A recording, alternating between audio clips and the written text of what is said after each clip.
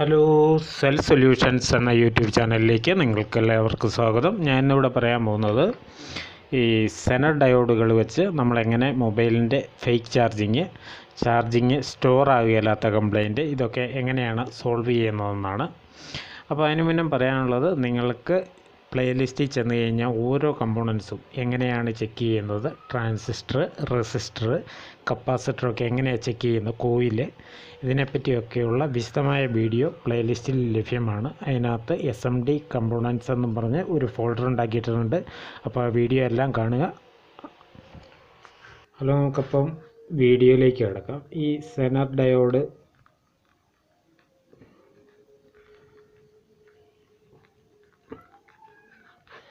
ഇതിൻ്റെ സിമ്പല് ഇങ്ങനെ തന്നെ, ഈ ഡയോഡിൻ്റെ സിമ്പല് പോലെയൊക്കെ തന്നെയാണ്. പക്ഷേ ഇതിന് ഇങ്ങനെ ഒരു കൂട്ടും കൂടെ ഉണ്ട്. ഇങ്ങനെയാണ് ഡയോഡിൻ്റെ ഈ വശമാണ് കാഥോഡ്, ആനോഡാണ്, നെഗറ്റീവാണ്, ഇത് പോസിറ്റീവാണ്. ഇത് ഉണ്ടാക്കിയിട്ടുള്ളത് സിലിക്കോൺ സെമി കണ്ടക്ടർ വെച്ചാണ്.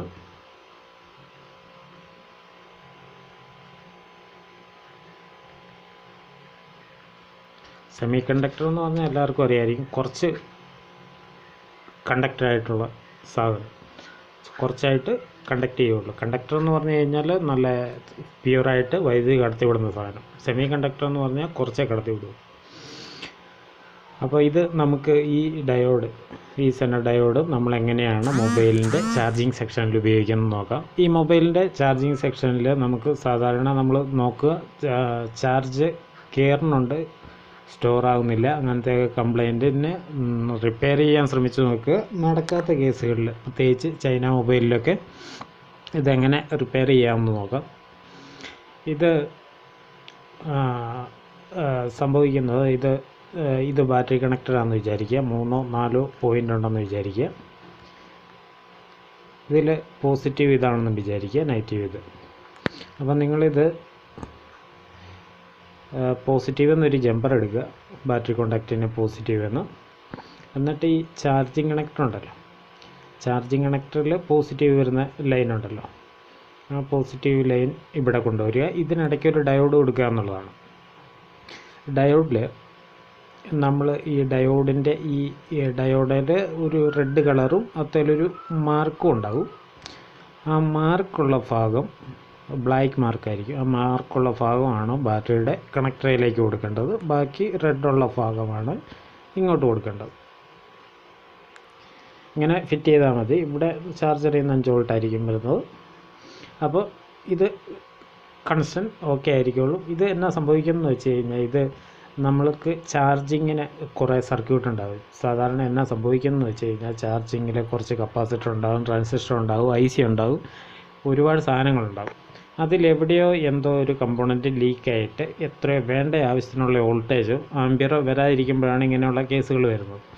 ഇത് ഈ ചാർജിങ് സെക്ഷൻ്റെ കാര്യത്തിൽ ചിലത് ചാർജിങ് IC കിട്ടാതെ വരുമോ, ചാർജിങ് IC കൂടാതെ ഉണ്ട്, ചിലത് പവർ IC ആയിട്ട് ബന്ധമുള്ള ചാർജിങ് സർക്യൂട്ടുകളൊക്കെ ഉണ്ട്. അപ്പോൾ അത് അത്ര പവർ IC കിട്ടുക, മാർക്കറ്റിൽ കിട്ടുക എന്നുള്ളതും വളരെ ബുദ്ധിമുട്ടുള്ള കാര്യമാണ്. എല്ലാ മോഡലിൻ്റെ ഒന്നും കിട്ടത്തില്ല.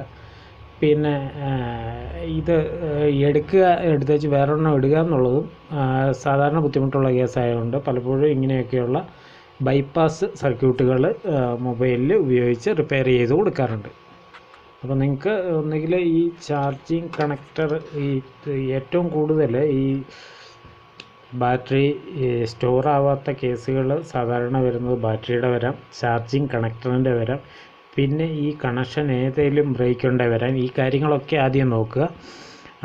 ചാർജിങ് സെക്ഷന് കാര്യങ്ങളെല്ലാം നിങ്ങൾക്ക് നോക്കാവുന്ന മാക്സിമം നോക്കിയേച്ചാൽ ഇങ്ങനെയൊരു കാര്യത്തിന് വേണ്ടി നിൽക്കാവുള്ളൂ.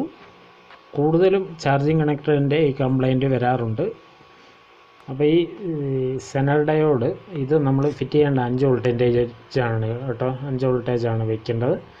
അപ്പോൾ ഈ ബ്ലാക്ക് മാർക്കുള്ള ഭാഗമാണ് ഇങ്ങോട്ട് വയ്ക്കേണ്ടത്.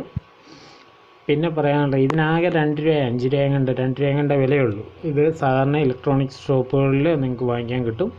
അത് വാങ്ങിച്ച് ഫിറ്റ് ചെയ്ത് നിങ്ങൾക്കൊരു സർക്യൂട്ട് ഉണ്ടാക്കാവുന്നതാണ്.